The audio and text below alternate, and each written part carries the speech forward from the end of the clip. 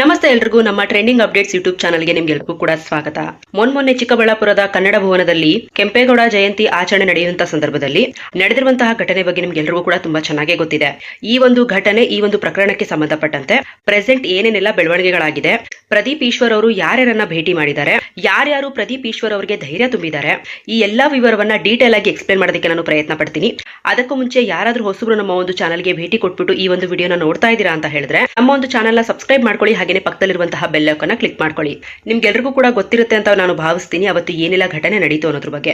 ಆ ಒಂದು ಕನ್ನಡ ಭವನದಲ್ಲಿ ಕಾರ್ಯಕ್ರಮ ನಡೀತಾ ಇರುತ್ತೆ. ಕಾರ್ಯಕ್ರಮದಲ್ಲಿ ಸ್ವಾಮೀಜಿಗಳು ಭಾಗವಹಿಸಿರ್ತಾರೆ, ಮಾನ್ಯ ಜಿಲ್ಲಾಧಿಕಾರಿಗಳು ಭಾಗವಹಿಸಿರ್ತಾರೆ, ಪ್ರದೀಪ್ ಈಶ್ವರರು ಸಹ ಭಾಗವಹಿಸಿರ್ತಾರೆ, ಮಾಜಿ ಸಚಿವ ಹಾಗೇನೆ ಸಂಸದ ಸುಧಾಕರ್ ಅವರು ಸಹ ಆ ಒಂದು ಕಾರ್ಯಕ್ರಮದಲ್ಲಿ ಭಾಗವಹಿಸಿರ್ತಾರೆ.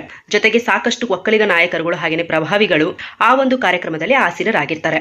ಆ ಒಂದು ಸಂದರ್ಭದಲ್ಲಿ ಪ್ರದೀಪ್ ಈಶ್ವರ್ ಅವರು ವೇದಿಕೆ ಮೇಲೆ ಕುಳಿತಿರ್ತಕ್ಕಂತಹ ಸಂದರ್ಭದಲ್ಲಿ ಸಾಕಷ್ಟು ಜನ ಒಳಗಡೆ ಲಗ್ಗೆ ಇಡ್ತಾರೆ. ಅದರಲ್ಲಿ ಬಿಜೆಪಿ ಜೆಡಿಎಸ್ ಕಾರ್ಯಕರ್ತರು ಹಾಗೇನೆ ಕುಮಾರಸ್ವಾಮಿ ಅವರ ಅಭಿಮಾನಿಗಳು ಅನ್ನೋದನ್ನ ಕೂಡ ನಾವು ಗಮನಿಸಬಹುದು. ಸೊ ನೀನು ಕುಮಾರಣ್ಣನ ವಿರುದ್ಧ ಲಘುವಾಗಿ ಮಾತನಾಡಿದೀಯಾ, ಏಕವಚನದಲ್ಲಿ ಮಾತನಾಡಿದೀಯಾ, ಹಾಗಾಗಿ ನೀನು ಬಹಿರಂಗವಾಗಿ ಕ್ಷಮೆ ಕೇಳಬೇಕು, ಇಲ್ಲ ಅಂದ್ರೆ ಈಗಲೇ ನೀನು ಈ ಕಾರ್ಯಕ್ರಮದಿಂದ ಎದ್ದು ಹೊರಗಡೆ ಹೋಗ್ಬೇಕು, ನೀನೊಬ್ಬ ಹುಚ್ಚ, ನೀನು ಅಂತವನು ಇಂತವನು ಅನ್ನುವಂತಹ ಪದಗಳನ್ನ ಸಂಬೋಧಿಸಿ ಅವರ ಮೇಲೆ ಆಕ್ರೋಶವನ್ನ ವ್ಯಕ್ತಪಡಿಸ್ತಾರೆ. ಅದಾದ ಮೇಲೆ ಆರಾಮಾಗಿ ಪ್ರದೀಪ್ ಈಶ್ವರ್ ಅವರು ಕಾಫಿಯನ್ನು ಕುಡಿತಾ ಇರ್ತಾರೆ. ನೋಡೋಣ ಏನಾಗುತ್ತೆ ಅನ್ನೋ ರೀತಿ ಅವರು ಕೂಡ ಸುಮ್ಮನೆ ಗಮನಿಸ್ತಾ ಇರ್ತಾರೆ. ಯಾವಾಗ ಈ ಒಂದು ಕಾರ್ಯಕ್ರಮಕ್ಕೆ ಸಾಕಷ್ಟು ಅಡ್ಡಿ ಆಗ್ತಾ ಇದೆ, ಬಹುಶಃ ನನ್ನಿಂದ ಈ ಒಂದು ಕಾರ್ಯಕ್ರಮ ನಿಲ್ಲೋದು ಬೇಡ ಅನ್ನೋದನ್ನ ಅರಿತು ಶಾಸಕರು ಆ ಒಂದು ಕಾರ್ಯಕ್ರಮದಿಂದ ಎದ್ದು ಅಲ್ಲಿಂದ ಹೊರಗಡೆ ಬರ್ತಾರೆ. ಬಂದವರು ಹೊರಗಡೆ ಮಾಧ್ಯಮದವರ ಮುಂದೆ ಪ್ರಕ್ರಿಯೆಯನ್ನ ನೀಡ್ತಾರೆ, ಆಕ್ರೋಶವನ್ನು ಕೂಡ ಹೊರಹಾಕ್ತಾರೆ. ಕುಮಾರಣ್ಣ, ನೀನು ನಿನ್ ಜನಗಳನ್ನ ಕಳಿಸ್ಬಿಟ್ಟು ಈ ರೀತಿ ನನ್ನ ಹೆದರ್ಸ್ಬೇಕು ಅಂತ ಅಂದ್ರೆ ಅವೆಲ್ಲ ನಡೆಯೋದಿಲ್ಲ, ಕುಚ್ ಭಿ ನಹಿ ಕರ್ ಸಕ್ತಾ ಹೈ, ಖಬರ್ದಾರ್ ಅನ್ನುವಂತಹ ಹಿಂದಿ ಪದಗಳನ್ನ ಬಳಸಿ ನಿನ್ಗೆ ತಾಕತ್ತಿದ್ರೆ ನೀನ್ ಬಂದ್ ನಿಂತ್ಕೋ, ರವಿಕುಮಾರ್ನ ಛೂ ಬಿಡುವಂತದಲ್ಲ ಅನ್ನುವಂತಹ ಮಾತುಗಳನ್ನ ಕೂಡ ಅಲ್ಲಿ ಆಡ್ತಾರೆ. ಅದಾದ ನಂತರ ಅವರು ಹೊರಗಡೆ ಬಂದು ತನ್ನ ಕಾರನ್ನ ಹತ್ಕೊಂಡು ಸನ್ರೂಫ್ ಅನ್ನ ಓಪನ್ ಮಾಡ್ಕೊಂಡು ಅಲ್ಲಿಯೂ ಕೂಡ ತೋಳನ್ನ ತಟ್ಟಿ ಮೀಸೆಯನ್ನ ತಿರುವುದ್ರ ಮೂಲಕ ಶಕ್ತಿ ಪ್ರದರ್ಶನವನ್ನ ಮಾಡಿ ಸವಾಲನ್ನ ಹಾಕ್ತಾರೆ, ಯಾರು ಏನು ಮಾಡ್ಕೊಳ್ಳೋದಕ್ಕಾಗೋದಿಲ್ಲ ನನ್ನನ್ನ ಅಂತ. ಯಾಕಂತಂದ್ರೆ ಅಲ್ಲಿದ್ದಂತಹ ಸಾವಿರಾರು ಜನರಲ್ಲಿ ಅರ್ಧಕ್ಕರ್ಧ ಜೆಡಿಎಸ್ ಬಿಜೆಪಿ ಅವರಿದ್ರೆ ಇನ್ನೂ ಅರ್ಧ ಕಾಂಗ್ರೆಸ್ನ ಕಾರ್ಯಕರ್ತರು ಕೂಡ ಇದ್ರು. ಅದಾದ ಮೇಲೆ ಕೆಲವರು ಪ್ರದೀಪ್ ಈಶ್ವರ್ ಅವರ ಮೇಲೆ ಚಪ್ಪಲಿ ಎಸೆಯುವಂತಹ ಒಂದು ಪ್ರಸಂಗ ಕೂಡ ನಡೆಯುತ್ತೆ. ಚಪ್ಪಲಿ ಸದ್ಯಕ್ಕೆ ಬೀಳೋದಿಲ್ಲ, ಅವ್ರ ಕಾರ್ ಹತ್ರ ಹೋಗಿ ಬೀಳುತ್ತೆ. ಪೊಲೀಸ್ ಅವರು ಚಪ್ಪಲಿ ಎಸ್ತಂತವ್ರನ್ನ ಬಂಧಿಸ್ತಾರೆ. ಸೊ ಹಾಗಾಗಿ ಪೊಲೀಸ್ ಅವರು ಹೆಚ್ಚು ಕಡಿಮೆ ಒಂದು 9 ಜನರನ್ನ ಬಂಧಿಸ್ಬಿಟ್ಟು ನ್ಯಾಯಾಂಗ ಬಂಧನದಲ್ಲಿ ಪ್ರೆಸೆಂಟ್ ಆಗಿ ಇಟ್ಟಿದ್ದಾರೆ. ಯಾವ್ಯಾವ ಕಾರಣಕ್ಕೆ ಅಂತ ಅಂದ್ರೆ ಶಾಸಕರ ಮೇಲೆ ಚಪ್ಪಲಿ ಎಸ್ತಿದ್ದಕ್ಕಾಗಿರ್ಬೋದು, ಹಾಗೇನೆ ಕಾರ್ಯಕ್ರಮಕ್ಕೆ ಅಡ್ಡಿಪಡಿಸಿದ್ದಾಗಿರ್ಬೋದು. ಕಾರ್ಯಕ್ರಮಕ್ಕೆ ಅಡ್ಡಿಪಡಿಸುವಂತಹ ಸಂದರ್ಭದಲ್ಲಿ ಪೊಲೀಸ್ನವರು ಮಧ್ಯ ಪ್ರವೇಶಿಸಿ ಅದನ್ನ ತಡೆಯೋದಿಕ್ಕೆ ಹೋದಂತಹ ಸಂದರ್ಭದಲ್ಲಿ ಪೊಲೀಸ್ ಅವರ ಕಾರ್ಯಕ್ಕೂ ಕೂಡ ಅಡ್ಡಿ ಆಗಿದ್ದಾರೆ ಅನ್ನುವಂತಹ ಒಂದು ಹಿನ್ನೆಲೆಯಲ್ಲಿ 9 ಜನರನ್ನ ಸದ್ಯಕ್ಕೆ ಬಂಧಿಸಿದ್ದಾರೆ. ಈ ಕಡೆ ಜೆಡಿಎಸ್ ನಾಯಕರು ಅವರನ್ನ ಬಿಡಬೇಕು, ಇದೆಲ್ಲ ಸರಿ ಇಲ್ಲ ಅಂತ ಹೇಳಿ ಆಗ್ರಹವನ್ನು ವ್ಯಕ್ತಪಡಿಸ್ತಾ ಇದ್ದಾರೆ.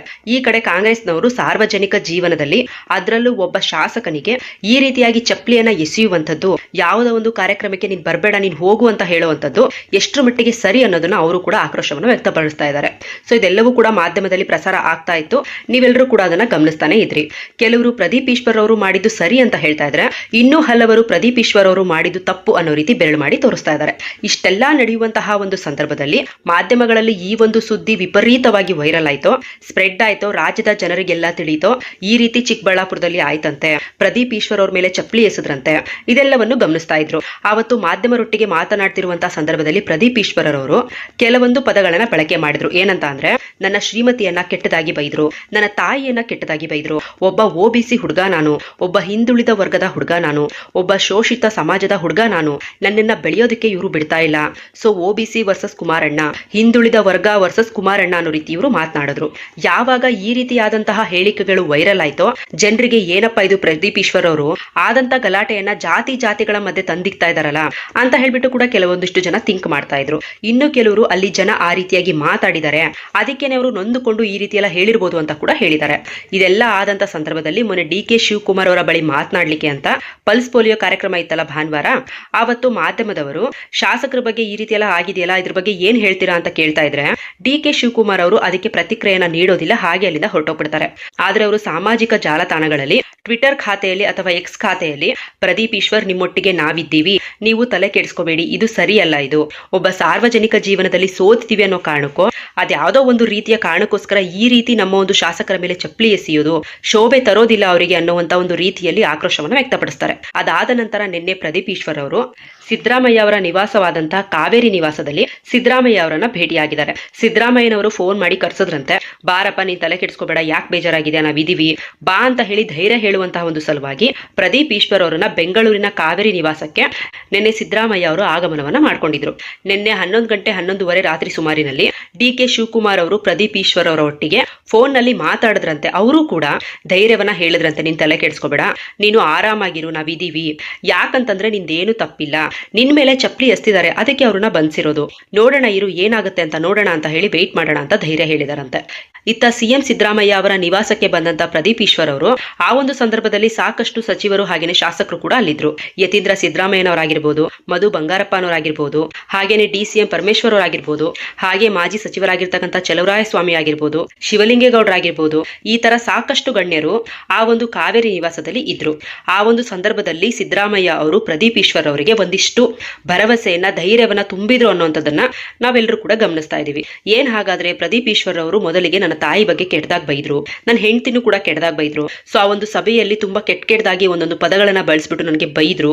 ಜೊತೆಗೆ ಆ ಒಂದು ಕಾರ್ಯಕ್ರಮದಿಂದ ನೀನು ಹೊರಗಡೆ ಹೋಗ್ಬೇಕು ಅಂತ ಹೇಳಿದ್ರು. ಸೊ ನಾನು ಆ ಒಂದು ಬೇಸರದಿಂದ ಹೊರಗಡೆ ಬಂದ್ಬಿಟ್ಟು ಆ ರೀತಿಯೆಲ್ಲ ಆಯ್ತು, ಅದಕ್ಕೆ ನನಗೆ ಚಪ್ಪಲಿ ಕೂಡ ನನ್ನ ಮೇಲೆ ಎಸೆದ್ರು, ನನ್ನ ಕೈಯಲ್ಲಿ ಇದನ್ನೆಲ್ಲ ಸಹಿಸ್ಕೊಳ್ಳೋದಕ್ಕೆ ಆಗ್ತಾ ಇಲ್ಲ ಅಂತ ಹೇಳ್ಕೊಂಡು ಕಣ್ಣೀರನ್ನು ಕೂಡ ಪ್ರದೀಪ್ ಈಶ್ವರ್ ಅವರು ಹಾಕಿದ್ರು ಅಂತ ಹೇಳಿದನ್ನ ಕೂಡ ನಾವು ಗಮನಿಸ್ತಾ ಇದೀವಿ. ಸಹಜವಾಗಿ ಆ ಫೋಟೋಗಳನ್ನ ನೋಡಿದಾಗ ನಾವು ಅವರು ಭಾವುಕರಾಗಿದ್ದಾರೆ ಅಥವಾ ತುಂಬಾ ಅಳು ಮನಸ್ಸಲ್ಲಿ ಕೂತಿದ್ದಾರೆ ಅಥವಾ ತುಂಬಾ ನೋವಲ್ಲಿದ್ದಾರೆ ಅನ್ನೋದನ್ನ ನಾವು ಗಮನಿಸಬಹುದು. ಬಟ್ ಕಣ್ಣೀರು ಹಾಕುವಂತ ದೃಶ್ಯಗಳು ಕಾಣಿಸ್ತಿಲ್ಲ. ಆದ್ರೆ ಕಣ್ಣೀರು ಅನ್ನುವಂತ ಒಂದು ಶಬ್ದ, ಕಣ್ಣೀರು ಅಂತ ಒಂದು ಪದ ಯಾಕೆ ಬಂತು ಅಂತ ಅಂದ್ರೆ ಮಾನ್ಯ CM ಸಿದ್ದರಾಮಯ್ಯ ಸರ್ಗೆ ಅಪ್ಡೇಟ್ ಹೋಗುವಂತಹ ಗ್ರೂಪ್ ನಲ್ಲೂ ಸಹ ಕಣ್ಣೀರ್ ಹಾಕಿದ್ರು ಶಾಸಕರು ಈ ಒಂದು ಸಂದರ್ಭದಲ್ಲಿ. ಇವೆಲ್ಲವನ್ನು ನೆನಪು ಮಾಡಿಕೊಂಡು ಅಂತ ಹೇಳಿ ಮೆನ್ಷನ್ ಮಾಡಿರೋದ್ರಿಂದ ಮಾಧ್ಯಮಗಳಲ್ಲೂ ಕೂಡ ಪ್ರದೀಪ್ ಈಶ್ವರ್ ಅವರು ಕಣ್ಣೀರ್ ಹಾಕಿದ್ರು ಅಂತಾನೆ ಬರ್ತಾ ಇದೆ. ಸೊ ಅದಾದ್ಮೇಲೆ ನೋಡಪ್ಪ, ಸಾರ್ವಜನಿಕ ಜೀವನದಲ್ಲಿ ಇದೆಲ್ಲ ಕಾಮನ್ನು, ಇದನ್ನೆಲ್ಲ ನಾವು ಫೇಸ್ ಮಾಡ್ಕೊಂಡೆ ಇಲ್ಲಿ ತನಕ ಬಂದಿರೋದು, ನೀನ್ ಆರಾಮಾಗಿರು, ನೀನ್ ತಲೆ ಕೆಡಿಸ್ಕೋಬೇಡ, ಇರು ನಂಗೆ 1-2 ನಿಮಿಷ ಟೈಮ್ ಕೊಡಿಲಿ ಅಂತ ಹೇಳ್ಬಿಟ್ಟು ಗೃಹ ಸಚಿವರಾಗಿರುವಂತಹ ಪ್ರಿಯಾಂಕರ್ ಅವರಿಗೆ ಅಲ್ಲೇ ಕೂತು CM ಸಿದ್ದರಾಮಯ್ಯನವರು ಫೋನ್ ಮಾಡ್ತಾರೆ. ಈ ತರ ಆಗಿರುವಂತಹ ಘಟನೆ ಯಾವುದೇ ಕಾರಣಕ್ಕೂ ವೀಕ್ ಆಗ್ಬಾರ್ದಿದು, ವಿರೋಧ ಪಕ್ಷದವರಿಗೆ ಇದೊಂಥರ ಅಸ್ತ್ರ ಆಗ್ಬಾರ್ದು, ಇದು ವೀಕ್ ಆಗದೆ ಇರೋ ಹಾಗೆ ಯಾರು ತಪ್ಪು ಮಾಡಿದರೆ ಅವ್ರ ಬಗ್ಗೆ ಕ್ರಮ ತಗೋಬೇಕು ನೀವು ಅಂತ ಹೇಳಿ ಗೃಹ ಸಚಿವರಿಗೆ CM ಸಿದ್ದರಾಮಯ್ಯ ಸರ್ ಅವರು ಆ ಒಂದು ಸಂದರ್ಭದಲ್ಲಿ ಸಲಹೆಯನ್ನು ಕೂಡ ನೀಡ್ತಾರೆ. ಪ್ರದೀಪ್ ಈಶ್ವರ್ ಅವರಿಗೆ ಧೈರ್ಯವನ್ನ ನೀಡಿ, ನೀನು ಆರಾಮಾಗಿ ಹೊರಡು, ನಾವಿದೀವಿ ಅಂತ ಹೇಳಿ ಧೈರ್ಯದಿಂದ ಧೈರ್ಯ ತುಂಬಿ ಕಳಿಸ್ಕೊಡ್ತಾರೆ. ಇನ್ನು ಮಾಧ್ಯಮದವರು ಮೊನ್ನೆ ಪ್ರಿಯಾಂಕರ್ಗೆ ಅವರನ್ನ ಪ್ರಶ್ನೆ ಮಾಡಿ ಕೇಳ್ತಾ ಇದ್ರು, ಸರ್ ಪ್ರದೀಪ್ ಈಶ್ವರ್ ಅವ್ರ ಬಗ್ಗೆ ಹೆಂಗ್ ಕಂಪ್ಲೇಂಟ್ ತಗೋಬೇಕು, ಅವ್ರ ಮೇಲೆ ಕೇಸ್ ಹಾಕ್ಬೇಕು ಅಂತ ಹಲವು ನಾಯಕರು ಹೇಳ್ತಿದ್ದಾರೆ, ವಿರೋಧ ಪಕ್ಷದವರು ಏನ್ ಹೇಳ್ತೀರಾ ಅಂತ ಕೇಳಿದಕ್ಕೆ ಅವ್ರು ಏನ್ ಹೇಳಿದ್ರು ಅಂತಂದ್ರೆ, ಮಾಧ್ಯಮಗಳಲ್ಲಿ ಕುತ್ಕೊಂಡು ಮಾತಾಡಿದ್ರೆ ಆಗಲ್ಲ ರೀ, ಅದಕ್ಕೆ ಸಂಬಂಧಪಟ್ಟಂತೆ ಕಾನೂನು ರೀತಿಯಲ್ಲಿ ಹೋಗಿ ಕಂಪ್ಲೇಂಟ್ ಕೊಡ್ಲಿ, ನಾವು ಕಂಪ್ಲೇಂಟ್ ತಗೊಳ್ತೀವಿ, ತಪ್ಪ್ಯಾರ್ದಿದೆ ಸರಿ ಯಾರ್ದಿದೆ ಅದೆಲ್ಲದನ್ನು ಕೂಡ ಪರಿಶೀಲನೆನ ಮಾಡ್ತೀವಿ, ತಪ್ಪಾಗಿದ್ರೆ ನಮ್ಮವರಾದ್ರೇನು ಯಾರಾದ್ರೇನು ಶಿಕ್ಷೆ ಆಗುತ್ತೆ, ನೀವು ಫಸ್ಟ್ ಕಂಪ್ಲೇಂಟ್ ಕೊಡ್ಬೇಕು, ಹೋಗಿ ಮೀಡಿಯಾದವ್ರ ಮುಂದೆ ನಿಂತ್ಕೊಂಡು ಮಾತಾಡ್ಬಿಟ್ರೆ ಕಂಪ್ಲೇಂಟ್ ತಗೊಳ್ಳೋದಕ್ಕಾಗತ್ತಾ ಅನ್ನುವಂಥದ್ದನ್ನ ಪ್ರಿಯಾಂಕ್ ಖರ್ಗೆ ಅವರು ಮೊನ್ನೆ ಮಾಧ್ಯಮಗಳ ಮುಂದೆನೆ ಹೇಳ್ತಾರೆ. ಸೊ ಇದಿಷ್ಟು ಘಟನೆಗಳು ಪ್ರೆಸೆಂಟ್ ಆಗಿ ನಡೀತಾ ಇದೆ. ಈ ಒಂದು ಸಂದರ್ಭದಲ್ಲಿ ನಿನ್ನೆ ಏನಾಗಿದೆ ಅಂತಂದ್ರೆ, ಪ್ರದೀಪ್ ಈಶ್ವರ್ ಅವರ ವಿರುದ್ಧ ಕಂಪ್ಲೇಂಟ್ ಕೂಡ ದಾಖಲಾಗಿದೆ. ಅಂತಂದ್ರೆ ಕಂಪ್ಲೇಂಟ್ ಅನ್ನ ಕೊಟ್ಟಿದ್ದಾರೆ. ಯಾರಂತಂದ್ರೆ JDS ನ ಒಂದಿಷ್ಟು ಜನಗಳು ಅಡ್ವೊಕೇಟ್ ಪ್ರದೀಪ್ ಕುಮಾರ್ ಅವರ ನೇತೃತ್ವದಲ್ಲಿ ಒಂದು ಕಂಪ್ಲೇಂಟ್ ನ ಪ್ರತಿಯನ್ನ ರೆಡಿ ಮಾಡ್ಕೊಂಡು ಹೋಗಿ SP ಅವರಿಗೆ, ಚಿಕ್ಕಬಳ್ಳಾಪುರದ ವರಿಷ್ಠ ಅಧಿಕಾರಿಗೆ ಆ ಒಂದು ಕಂಪ್ಲೇಂಟ್ ಅನ್ನ ಕೊಟ್ಟು ಬಂದಿದ್ದಾರೆ, ದೂರನ್ನ. ಆ ಒಂದು ದೂರಿನಲ್ಲಿ ಏನೆಲ್ಲ ಮೆನ್ಷನ್ ಮಾಡಿದ್ದಾರೆ ಅನ್ನೋದನ್ನ ನಾನು ನಿಮ್ಗೆ ಓದ್ತಾ ಹೇಳ್ತೀನಿ. ಅಂದ್ರೆ ಒಂದು ಮೇನ್ ಇಂಪಾರ್ಟೆಂಟ್ ಪಾಯಿಂಟ್ಸ್ ಅನ್ನ, ಜವಾಬ್ದಾರಿಯುತ ಶಾಸಕರು ಸಮಾಜದ ಶಾಂತಿ ಕದಡುವಂತೆ ಪ್ರಚೋದಿಸಿದ್ದು, ನಾನೊಬ್ಬ OBC ಶಾಸಕ ಎಂದು ಜಾತಿಯ ವಿಷಯವನ್ನ ಅನಾವಶ್ಯಕವಾಗಿ ಎಳೆದು ತಂದು ಜಾತಿಗಳ ನಡುವೆ ವೈಷಮ್ಯ ಮೂಡಿರುವಂತೆ ಮಾಡಿರುತ್ತಾರೆ. ಸಂವಿಧಾನದ ಅಡಿಯಲ್ಲಿ ಗೌಪ್ಯತೆ ಪ್ರಮಾಣ ವಚನ ಸ್ವೀಕರಿಸಿರುವ ಶಾಸಕರು ಜಾತಿ ವಿಷಯವನ್ನು ದುರುದ್ದೇಶ ಮತ್ತು ಕಾನೂನು ವಿರುದ್ಧವಾಗಿ ಹೇಳಿಕೆ ನೀಡಿರುತ್ತಾರೆ. ಇದೊಂದು ಪೂರ್ವ ನಿಯೋಜಿತ ಸಂಚು ಆಗಿದ್ದು, ಕೇಂದ್ರದ ಹಾಲಿ ಬೃಹತ್ ಕೈಗಾರಿಕಾ ಸಚಿವರಾದಂಥ HD ಕುಮಾರಸ್ವಾಮಿ ಅವರ ಬಗ್ಗೆ ಅತ್ಯಂತ ಕೀಳು ಮಟ್ಟದಲ್ಲಿ ಏಕವಚನದಲ್ಲಿ ಪದ ಪ್ರಯೋಗ ಪ್ರಚೋದನೆ ಮಾಡಿ ಸಮಾಜ ಹೊಡೆಯುವ ಕೆಲಸವನ್ನು ಮಾಡಿರುತ್ತಾರೆ. ಆದುದರಿಂದ ಈ ಕೂಡಲೇ ದುರಹಂಕಾರದಿಂದ ದುರ್ವರ್ತನೆ ತೋರಿ ಅಸಹ್ಯ ಸನ್ನೆಗಳನ್ನು ಮಾಡುವ ಮೂಲಕ ಜನರನ್ನು ಪ್ರಚೋದನೆ ಮಾಡಿರುವ ಮಾನ್ಯ ಶಾಸಕರಾದ ಪ್ರದೀಪ್ ಈಶ್ವರ್ ಅವರ ಮೇಲೆ ಕಾನೂನಿನ ಕ್ರಮ ಜರುಗಬೇಕೆಂದು ಈ ಮೂಲಕ ಕೇಳಿಕೊಳ್ಳುತ್ತೇವೆ ಅಂತ ಹೇಳ್ಬಿಟ್ಟು ಹೋಗಿ ಕಂಪ್ಲೇಂಟ್ ಅನ್ನ ಕೊಟ್ಬಿಟ್ಟು ಬಂದಿದ್ದಾರೆ JDS ನ ಒಂದಿಷ್ಟು ಜನ, ಹಾಗೇನೆ ಅಡ್ವೊಕೇಟ್ ಪ್ರದೀಪ್ ಕುಮಾರ್ ಅವರ ನೇತೃತ್ವದಲ್ಲಿ. ಸೊ ಪಾಪ ಈ ಒಂದು ಪ್ರಕರಣದಲ್ಲಿ ಪೊಲೀಸ್ನವರು ಏನ್ ಮಾಡ್ತಾರೆ, ಬಿಸಿ ತುಪ್ಪ ಅವರಿಗೆ ಉಗುಳೋದಕ್ಕೂ ಆಗೋದಿಲ್ಲ, ನುಂಗೋದಕ್ಕೂ ಆಗೋದಿಲ್ಲ.